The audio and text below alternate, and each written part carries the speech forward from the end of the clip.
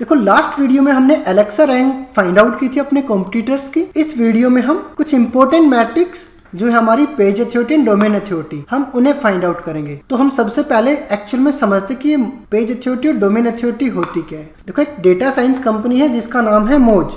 आप इसे सर्च कर सकते हो moz.com।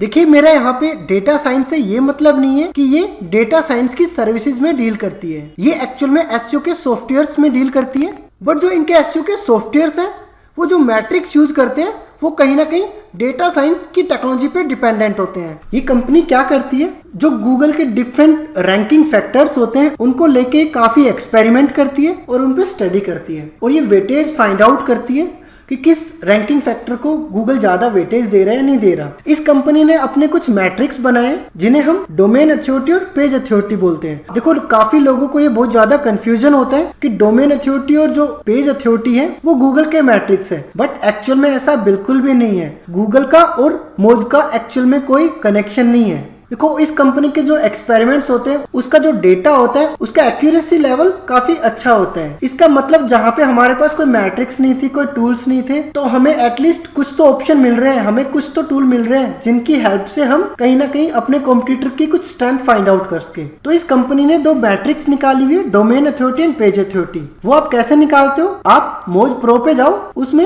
एक ऑप्शन है लिंक एक्सप्लोरर। आप लिंक एक्सप्लोरर पे क्लिक करो, यहाँ पे ये आपसे आपका यूआरएल पूछेगा। तो अभी हमने अपने कंप्यूटर के domain authority and page authority find out करनी है। तो हम अपने कंप्यूटर के उन यूआरएल्स को कॉपी कर लेते हैं जो हमारे मेन कीवर्ड्स को लेके गूगल में रैंक कर रहे थे। देखो जैसे ही आप अपने लिंक को वहां पे डाल के गेट फ्री लिंक डेटा पे क्लिक करते हो तो ये सबसे पहले आपको ऑप्शन दे रहा है कि आप अपना फ्री अकाउंट क्रिएट करो, जिसमें आपको ये 10 लिंक क्वेरी और 50 रोज तक का data per month free provide करता है, क्योंकि एक्चुअल में एक पेड टूल है। तो हम क्या करते हैं, यहाँ पे एक अकाउंट क्रिएट करेंगे, उसके बाद लॉगिन कर लेंगे। बट मैंने ऑलरेडी यहाँ पे अकाउंट क्रिएट किया हुआ है तो मैं यहाँ पे सीधा लॉगिन करता हूँ। देखो जैसे ही मैंने इस अकाउंट पे लॉगिन किया तो जो ये हमारा पर्टिकुलर यूआरएल है, तो इस यूआरएल से इसने हमें यहाँ पे दो मैट्रिक्स प्रोवाइड की। One is page authority. देखो जो पेज अथॉरिटी है वो आपके हर एक इंडिविजुअल पेज की डिफरेंट होगी। अगर आप सेम वेबसाइट के डिफरेंट यूआरएल्स को चेक करोगे तो आपको हमेशा पेज अथॉरिटी डिफरेंट मिलेगी। बट जो डोमेन अथॉरिटी होती है, जैसे यहाँ पे जो आपकी डोमेन अथॉरिटी है वो आपकी 24 है और ये आपके एक्चुअल में जो आपका रूट डोमेन होता है उसकी होती है। मीन्स आप किसी भी पेज को चेक कर लो, इस वेबसाइट के सभी पेज के थ्रू जो ये डोमेन अथॉरिटी आपको बताता है वो आपके रूट डोमेन की बताता है, तो वो आपको हमेशा सेम ही बताएगा। तो अभी ये इससे रिलेटेड जो अदर मैट्रिक्स है, इनबाउंड लिंक्स और लिंकिंग डोमेन, वहां पे सारा डेटा 0 है। अभी ये डेटा आपको समझ में भी नहीं आएगा। तो यहाँ पे देखो जो आपकी डोमेन अथॉरिटी और जो पेज अथॉरिटी होती है वो हमेशा 1 to 100 के बीच में स्केल की जाती है। 1 मतलब मिनिमम अथॉरिटी। इवन जब आप एक नई वेबसाइट के साथ स्टार्टिंग करते हो तो जो आपकी domain authority and page authority होती है वो 1 ही होती है। तो मोज 30 और 40 डेज में स्क्रॉलिंग करता रहता है और अपने इंडेक्स डेटा का साइज इंक्रीज करता रहता है और इस डेटा को अपडेट करता रहता है। मीन्स ये 1 या 2 दिन में ही चेंज नहीं होते। हो सकता है इस डेटा को अपडेट होने में 30 डेज लगे या फिर 40 डेज लगे। इसका मतलब जब भी आप एक नई वेबसाइट के साथ स्टार्ट करोगे तो हमेशा आपकी अथॉरिटी 1 ही होगी। हम एक बार रूट डोमेन की ओर देख लेते हैं। आप जैसे रूट डोमेन पे यहाँ पे क्लिक करते हो, देखो रूट डोमेन होता है जो आपका मेन डोमेन होता है, उसके अंदर जो ये यूआरएल बनता है वो सारे आपके वेब पेजेस होते हैं। इसके अलावा आपकी डायरेक्टरी और सब डोमेन्स भी होते हैं। उस चीज को हम लेटर ऑन अच्छे से डिस्कस करेंगे। आप जैसे यहाँ पे क्लिक करते हो तो रूट डोमेन पे देखो यहाँ पे हमारी जो डोमेन अथॉरिटी है वो 24 है, जो हमारी सेम ही है। अगर आप बैक जाओगे तो यहाँ पे हमारी जो डोमेन अथॉरिटी थी वो 24 ही थी। तो यहाँ पे देखो हमें एक आइडिया मिल गया कि जो हमारा कॉम्पिटिटर पेज है, जो हमारे एक इंपॉर्टेंट कीवर्ड पे रैंक कर रहा था, उसकी पेज अथॉरिटी क्या है और डोमेन अथॉरिटी क्या है। मीन्स हमें कहीं ना कहीं उस लेवल तक पहुंचना होगा। बट मैं यहाँ पे ये सारी चीजें आपको एक सिंगल एंगल से बता रहा हूँ। ऐसा कभी नहीं होता कि आप सिर्फ सिंगल एंगल से ये चीजें चेक करो। जब हम अपने कंप्यूटर को चेक करते हैं तो और भी मल्टीपल मैट्रिक्स होती है जो भी हम अपने माइंड में रखते हैं। तो अभी मैं सिर्फ यहाँ पे domain authority and page authority ही यहाँ पे लेके चल रहा हूँ। तो आप इस डोमेन अथॉरिटी और पेज अथॉरिटी को अपनी सीट में नोट कर सकते हो। जो हमारी डोमेन अथॉरिटी थी वो 24 थी और जो हमारी पेज अथॉरिटी थी वो हमारी 26 थी। ऐसे ही हम अपने अदर कंप्यूटर की domain authority and page authority find out कर लेंगे। यहाँ पे जो हमारा जो अनदर कंप्यूटर है उसकी पेज अथॉरिटी 22, डोमेन अथॉरिटी 20। और हाँ देखो यहाँ पे ऐसा नहीं है कि जिसकी डोमेन अथॉरिटी या पेज अथॉरिटी हायर होगी उसकी ये फर्स्ट पोजीशन आएगी। अभी यहाँ पे कुछ ऐसा हुआ है कि अगर मैं अपने फर्स्ट 2 कंप्यूटर की बात करता हूँ तो जो मेरा फर्स्ट कंप्यूटर है उसकी डोमेन अथॉरिटी और पेज अथॉरिटी हायर है as compare to second one. But ऐसा कोई जरूरी नहीं है, ऐसी डिफरेंट सिचुएशंस होती है, वहाँ पे आपकी डोमेन अथॉरिटी और पेज अथॉरिटी इवन हो सकता है जिसकी पोजीशन डाउन हो उसकी भी ज़्यादा हो सकती है, तो वो और भी मल्टीपल फैक्टर होंगे। बट अभी हम क्या कर रहे हैं, चीज़ें सिर्फ एक एंगल से देख रहे हैं, मीन्स डोमेन अथॉरिटी और हम सिर्फ पेज अथॉरिटी को ही लेके चल रहे हैं। अब मैं कुछ सिचुएशंस आपको दिखाता हूँ। लाइक अगर मैं यहाँ पे बात करता हूँ नेक्स्ट रिजल्ट की, तो आप अपने नेक्स्ट रिजल्ट को चेक करो।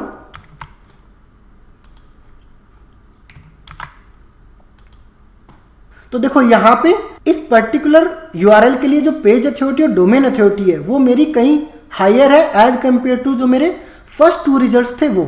यहाँ पे जो पेज अथॉरिटी है वो मेरी 37 और डोमेन अथॉरिटी है वो मेरी 76। तो हम इसे एक बार लिख लेते हैं 37 एंड 76। अब आपने यहाँ पे एक चीज़ और समझनी होगी। देखो जो ये फर्स्ट 2 रिजल्ट्स हैं अगर आप उन्हें चेक करोगे तो वो आपके कहीं ना कहीं बिजनेस कॉम्पिटिटर हैं, मीन्स वो भी सेम ही सर्विस प्रोवाइड कर रहे हैं, वो भी सेम ही बिजनेस में है जो कहीं ना कहीं आप बिजनेस प्रोवाइड कर रहे हो। अगर मैं बात करता हूँ यहाँ पे अपने थर्ड कॉम्पिटिटर की, तो वो एक्चुअल में एक एग्रीगेटर वेबसाइट है। इवन जो मेरा फोर्थ कॉम्पिटिटर है वो भी एक बिजनेस एग्रीगेटर वेबसाइट्स है, मीन्स डायरेक्टली वो खुद सर्विस प्रोवाइड नहीं कर रहे। इवन कल को ऐसा भी हो सकता है आपके केस में यहाँ पे आपको काफ़ी बीच में ब्लॉक के रिजल्ट मिल जाए, मीन्स बिजनेस के बीच में ब्लॉक के रिजल्ट हो जाए, तो वो आपके सर्च कॉम्पिटिटर काउंट होंगे ना कि बिजनेस कॉम्पिटिटर। बिजनेस कॉम्पिटिटर वो होंगे जो एक्चुअल में सेम ही बिजनेस कर रहे हैं। बट जब आपको इन चीज़ों के बारे में और ज़्यादा नॉलेज होगी तो आपको ये इजीली आइडिया हो जाएगा कि ये जो बिजनेस है, जो मेरा थर्ड कॉम्पिटिटर है, वो एक सिंगल इंडस्ट्री में नहीं है, वो मल्टीपल इंडस्ट्री में है और भी बहुत सारे डिफरेंट फैक्टर्स है। उसके पास बहुत अच्छा ट्रैफिक है, बहुत अच्छे बैकलिंक्स है, जिसकी वजह से उसकी अथॉरिटी काफ़ी अच्छी है। और इवन यहाँ पे ऐसा नहीं है, हो सकता है जो मेरा फर्स्ट और सेकेंड कॉम्पिटिटर है वो भी मेरे मल्टीपल लोकेशन में सर्विस प्रोवाइड कर रहे हैं। अगर आप एक सिंगल लोकेशन में यहाँ पे अगर सिर्फ गुड़गांव में ही सर्विस प्रोवाइड कर रहे हो और आप अपनी वेबसाइट्स को अच्छे लेवल पे लेके जाओगे तो आपको ऐसा नहीं कि इस अथॉरिटी को बीट करना होगा। हो सकता है आपकी अथॉरिटी 10 के अराउंड ही हो, तब भी आप एक सिंगल लोकेशन बेस पे इन वेबसाइट्स को बीट कर सकते हो। तो यहाँ पे देखो ये डिफरेंट सिनेरियो है, डिफरेंट सिचुएशंस है जो मैं आपको यहाँ पे बता रहा हूँ, क्योंकि यहाँ पे जो domain authority and page authority है उसे आप कैसे यूज करते हो वो आपके ऊपर डिपेंड करता है। तो यहाँ पे भी बहुत सारी सिचुएशंस होती है, आपने हर एक सिचुएशंस को अच्छे से समझना होगा। बट हम यहाँ पे जीरो लेवल पे नहीं है, हमारे पास ऐसा कुछ नहीं है कि बिल्कुल जीरो डेटा हो। और यहाँ पे देखो एक सिंगल मैट्रिक्स से ही हमें अपने कॉम्पिटिटर के बारे में काफ़ी आइडिया लग गया, उनकी स्ट्रेंथ के बारे में हमें काफ़ी आइडिया लग गया। बट जब आपको नॉलेज हो जाती है तो आप और डीपली उन्हें एनालाइज कर सकते हो। और हाँ देखो, अगर आप यहाँ पे जो moz.com है उस वेबसाइट पे भी बार बार जाके आप पेज अथॉरिटी और डोमेन अथॉरिटी फाइंड आउट नहीं करना चाहते तो जो मोजबार क्रोम एक्सटेंशन है उसका नाम यहाँ पे लिख दिया है, आप इसे अपने ब्राउजर में यूज कर सकते हो। आप कॉपी करो, इस लोगो से आप आइडेंटिफाई कर सकते हो। मोजबार के नाम से ये एक्सटेंशन क्रोम वेब स्टोर में अवेलेबल है। आप ऐड टू क्रोम पे क्लिक करो, ऐड एक्सटेंशन पे आप क्लिक करो। देखो जैसे आप इस एक्सटेंशन को अनेबल करते हो तो ये आपके क्रोम में ऐड हो जाएगी। और आपने कैसे यूज करना है इसे, आप जैसे इस पे क्लिक करोगे तो इसका कलर चेंज हो जाएगा। अब आपने क्या करना है, इन वेब पेजेस पे आके इन वेब पेजेस को रिफ्रेश करना है। जैसे आप इस एक्सटेंशन के साथ अगर लॉगिन हो, ध्यान रखना आपने बैकएंड में मोज में लॉगिन होना पड़ेगा, तभी जाके ये आपको मैट्रिक्स दिखाएगा। अब आप यहाँ पे भी इजीली जो डोमेन अथॉरिटी और जो पेज अथॉरिटी है वो आइडेंटिफाई कर सकते हो। इवन ये एक्सटेंशन आपको और भी काफ़ी डेटा लाइक पेज एनालिसिस आपको यहाँ पे प्रोवाइड कर देती है। तो ये सारी चीज़ें हम ऑन पेज एसईओ में पढ़ेंगे। जब आप ये सारी चीज़ें समझ जाओगे तो वहाँ पे आप सेम एक्सटेंशन के साथ ही ऑन पेज के कुछ इंपॉर्टेंट एलिमेंट्स को एनालाइज कर सकते हो, जो आपको कॉम्पिटिटर को एनालाइज करने में काफ़ी हेल्प करेगा। अभी फिलहाल मैं इस एक्सटेंशन को बंद कर देता हूँ। देखो उसके बाद जो हमारे पास इंपॉर्टेंट मैट्रिक्स है जो हम स्टार्टिंग में भी समझ सकते हैं, वो क्या है, वो है मेरे जो कॉम्पिटिटर है उनके पेजेस कि जो टोटल पेजेस है मेरे कॉम्पिटिटर के पास वो कितने हैं। तो ये भी एक इम्पोर्टेंट फैक्टर होता है। तो अभी हमने क्या करना है, जो हमारा कॉम्पिटिटर है उसका जो मेन रूट डोमेन है हम उसे पिक करेंगे। देखो यहाँ पे ध्यान रखना, मैंने इस यूआरएल को स्किप कर दिया है। जो मेरा रूट डोमेन है मैं सिर्फ उसे ही पिक कर रहा हूँ। अभी मैं इस डोमेन को कॉपी करता हूँ और ब्राउजर में आप इस डोमेन को पेस्ट करो। देखो आपने यहाँ पे क्या करना है, जो आपका मेन रूट डोमेन है, हो सकता है वो www के साथ अवेलेबल हो या फिर ना हो। यहाँ पे आपने अब क्या करना है, SIT साइट कोलन, ध्यान रखना यहाँ पे साइट कोलन ना कि सेमीकोलन। जो आपका कीबोर्ड में शिफ्ट के साथ आप सेमीकोलन दबाओगे तो कोलन आ जाएगा और आपने एंटर करना है। देखो इससे होगा क्या, जो ये पर्टिकुलर वेबसाइट है, इस वेबसाइट के अंदर टोटल कितने पेजेस अवेलेबल है वो सारा डेटा आपके पास यहाँ पे आ जाएगा। तो यहाँ पे अबाउट 2,14,000 मतलब इस वेबसाइट में बहुत ही ज़्यादा वेब पेजेस अवेलेबल है। देखो यहाँ पे जो वेब पेज होता है, जब भी आपका एक यूआरएल क्रिएट होता है वो एक वेब पेज में ही काउंट होता है। ये भी एक वेब पेज है। इवन इस वेबसाइट में जितने प्रोडक्ट्स होंगे वो सारे एक सेपरेट वेब पेज बनाएंगे। मीन्स ई कॉमर्स वेबसाइट में जितने ज़्यादा प्रोडक्ट्स होते हैं उतने आपके वेब पेजेस क्रिएट हो जाते हैं। बट हो सकता है कभी कभी आपके पास वेब पेजेस बहुत ज्यादा हो बट आपने यहाँ पे गूगल में इंडेक्स कम किए हो, तो वो डिफरेंट सिचुएशन है, हम उन्हें अभी स्किप करते हैं। यहाँ पे फिलहाल इस वेबसाइट के इतने पेजेस, क्या मुझे इतने पेजेस बनाने पड़ेंगे? कोई जरूरी नहीं। मैंने बताया यहाँ पे हो सकता है उसके पास बहुत सारे पेजेस लो क्वालिटी के हो सकता है ये वेबसाइट पता नहीं कितनी ज्यादा कैटेगरीज में वर्क कर रही हो सकता है वेबसाइट पता नहीं कितनी ज्यादा लोकेशंस में वर्क कर रही हो। तो ये सारी चीजें आपके सिचुएशंस के अकॉर्डिंग मैनेज होगी। हो सकता है आप सिंगल लोकेशन में शायद कुछ ही पेजेस के साथ रैंक कर जाओ। देखो आप चाहो तो इस डेटा को यहाँ पे इजीली कलेक्ट कर सकते हो ताकि आपको आइडिया लग जाए कि जो आपका एक कॉम्पिटिटर है उसके पास टोटल कितने वेब पेजेस गूगल में इंडेक्स है। अब मैं नेक्स्ट कॉम्पिटिटर पे जाता हूँ। हम इस कॉम्पिटिटर को यहाँ पे यूज करेंगे। आपने यहाँ पे साइट कोलन लगाना है। उसके बाद आपने क्या करना है, फिर से इसके रिजल्ट चेक करने हैं। अगर आप इस वेबसाइट के रिजल्ट चेक करोगे तो देखो इस वेबसाइट के अंदर जो टोटल वेब पेजेस है वो जस्ट 1240 है। मतलब दोनों में काफी डिफरेंस आ गया। इसका मतलब हो सकता है इस वेबसाइट में जो प्रोडक्ट्स होंगे, जो कैटेगरीज होगी, जो टोटल एक्चुअल में क्या है, जो टोटल वेब पेजेस है यूआरएल से वो कम है। तो यहाँ पे जो हमारे पास दूसरी वेबसाइट है उसमें अलग पेजेस है। देखो यहाँ पे जो मैं बात कर रहा हूँ ये दोनों वेबसाइट सेम इंडस्ट्री से रिलेटेड थी। बट अगर मैं बात करता हूँ इस थर्ड वेबसाइट की तो ये मल्टीपल इंडस्ट्री में डील करती है। इवन फोर्थ वेबसाइट भी मल्टीपल इंडस्ट्री में डील करती है। तो यहाँ पे तो बहुत ज़्यादा पेजेस होंगे, तो आप वो भी चेक कर सकते हो। तो देखो इस वेबसाइट में 8 करोड़ प्लस पेजेस हैं। जैसे आप इस वेबसाइट में जाओगे तो आपको आइडिया लग जाता है।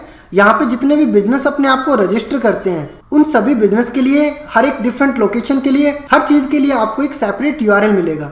तो यहाँ पे इतने ज़्यादा वेब पेजेस आपके डेवलप हो जाते हैं। तो हमने अब इस चीज़ को समझना होगा।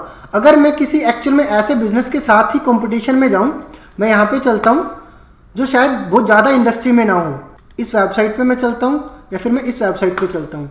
हम इन वेबसाइट्स के टोटल रिजल्ट गूगल में हम चेक करते हैं।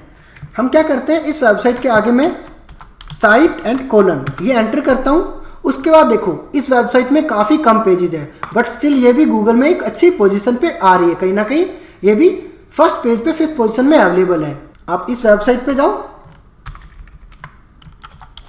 देखो इसमें भी काफ़ी कम पेजेस है और ये भी कहीं ना कहीं फर्स्ट पेज पे विजिबल है। तो यहाँ पे तो देखो जो ये वेबसाइट्स है ये आपके लिमिटेड इंडस्ट्री में वर्क कर रही है। जब ये वेबसाइट लिमिटेड इंडस्ट्री में वर्क करती है तो कहीं ना कहीं आपको रैंकिंग में अच्छी हेल्प मिलती है। जनरली आपने देखा होगा कि लोग क्या नीश फाइंड आउट करते हैं। ये नीश की ही बात है, मीन्स आप किस टॉपिक पे वर्क कर रहे हो। देखो जब हम ऑन साइट एसईओ पढ़ेंगे तो आपको इस चीज की अंडरस्टैंडिंग हो जाएगी कि क्यों कोई वेबसाइट लिमिटेड पेज के साथ अगर हम लिमिटेड लोकेशन में टारगेट करते हैं तो वो इजीली अदर वेबसाइट को बीट करके अच्छी पोजीशन पे आ जाती है। तो वो सारी चीजें हम अच्छे से डीपली पढ़ेंगे। बट अभी हमने यहाँ पे काफ़ी डेटा एनालाइज किया तो हमें कुछ आइडिया मिल गया कि जो हमारे कॉम्पिटिटर हैं वो किस लेवल के हैं। तो देखो इनिशियली आपने बहुत ज़्यादा हाई कंपटीशन को लेके भी प्रोजेक्ट नहीं लेना। मैं इस चीज़ को लेके एक वीडियो बना दूंगा कि आप स्टार्टिंग में किस टाइप के एवरेज कंपटीशन को लेके आप चल सकते हो। क्योंकि होगा क्या, स्टार्टिंग में आपने मान के चलो बहुत ज़्यादा हाई कंपटीशन को ले लिया जिसपे आप काम करना स्टार्ट कर रहे हो, तो उसमें आपके पास ना बहुत ही जल्दी रिजल्ट नहीं आएंगे। मैं ये नहीं कह रहा एसईओ के रिजल्ट देखो वैसे ही जल्दी नहीं आते, बट एटलीस्ट हमें ये चाहिए कि हमारे रिजल्ट्स कहीं ना कहीं कुछ टाइम पीरियड में 3 मंथ में 6 मंथ में विजिबल हो। देखो अगर आप एक ऐसे कंपटीशन में चले गए जहाँ पे डिफरेंट एक्सपर्ट काम कर रहे हैं और एक काफी लोगों की टीम काम कर रही है और आप एक बिगनर हो, तो ऑब्वियसली आपको कहीं ना कहीं टाइम लगता है कि आप बिगनर हो और आप एक्सपर्ट को बहुत ही शॉर्ट टाइम में बीट कर दोगे। तो एक्चुअल में ऐसा बहुत ही रेयरली पॉसिबल होगा और आपको एक प्रॉपर गाइडेंस के साथ चलना होगा। मीन्स आप बहुत ज़्यादा मिस्टेक्स नहीं कर सकते। आप कहीं ना कहीं गूगल की गाइडलाइन के अगेंस्ट जाके काम नहीं कर सकते। मीन्स आपके एरर के चांसेस कम हो, तभी जाके आप कोई अच्छी वेबसाइट से उसे बीट कर पाते हो। इनिशियली मैं हमेशा यही सजेस्ट करता हूँ कि जब भी आप काम करो या फिर जब भी आप एक लाइव प्रोजेक्ट लेके चलो तो आप कहीं ना कहीं थोड़े से कम कंपटीशन के साथ चलो। देखो यहाँ पे मैं ऐसा भी नहीं कहूंगा कि आप बिल्कुल ही जीरो कंपटीशन के साथ चलो, आप स्मॉल कंपटीशन के साथ चलो जिसके कुछ सर्चेस भी हो बट कंपटीशन थोड़ा कम हो, ताकि जो डिजिटल मार्केटिंग की एंड टू एंड प्रोसेस है किसी भी प्रोजेक्ट को लेके आप उसे अच्छे से समझ को लेटर ऑन आप क्या कर सकते हो, एक बड़े प्रोजेक्ट की तरफ जा सकते हो। क्योंकि जब आप चीजें स्मॉल प्रोजेक्ट पे इम्प्लीमेंट कर दोगे तो देखो उसके बाद आप जब नेक्स्ट टाइम जाते हो तो आपका कॉन्फिडेंस लेवल बहुत हाई होगा और आपको पता होता है कि कौन सी चीज़ें वर्क करती है, कौन सी चीज़ें नहीं करती। आपको पता होता है कौन सी चीज़ें टाइम ज़्यादा लगाती है, कौन सी चीज़ें कम टाइम लगाती है, तो आप इजीली एक अच्छे फ्लो के साथ आगे बढ़ सकते हो। देखो अगर आपको ऐसा लग रहा है कि आप जस्ट वीडियो देख रहे हो और आप इम्प्लीमेंट नहीं कर रहे, आपने शीट बनाई नहीं है, आप प्रोजेक्ट स्टार्टिंग करने की सोच ही नहीं रहे हो, तो ऐसा कभी नहीं होगा कि आप एक्सपर्ट बन जाओगे। हाँ, इतना हो सकता है कि कल को कोई डिजिटल मार्केटिंग का डिस्कशन हो रहा होगा, वहां पे आप चीज़ों को समझ जाओगे, मतलब आपको चीज़ों की साउंड नॉलेज हो जाएगी, पर जब इम्प्लीमेंटेशन पे आओगे वहाँ पे आपको फिर भी प्रॉब्लम आएगी। अगर आपको सच में एक्सपर्ट बनना है तो आपको चीज़ें इम्प्लीमेंट करके देखनी ही होगी, क्योंकि चीज़ें दिखने में काफ़ी इजी लगेगी आपको यहाँ पे, पर जब आप करने बैठोगे तो काफ़ी छोटे छोटे एरर्स आएंगे। तो इस वीडियो में इतना ही। हम नेक्स्ट वीडियो में अपना रोड मैप क्रिएट करेंगे कि हमने जो अभी डेटा कलेक्ट किया है उसके बेस पे अभी हमें कितने वेब पेजेस अपनी वेबसाइट में बनाने होंगे, उनका स्ट्रक्चर कैसे हम लेके चलेंगे, वो सारी चीज़ें हम रोड मैप में एक बार पहले रेडी कर लेंगे ताकि हमें वेबसाइट पे इम्प्लीमेंट करते हुए कोई ज़्यादा इशू ना हो।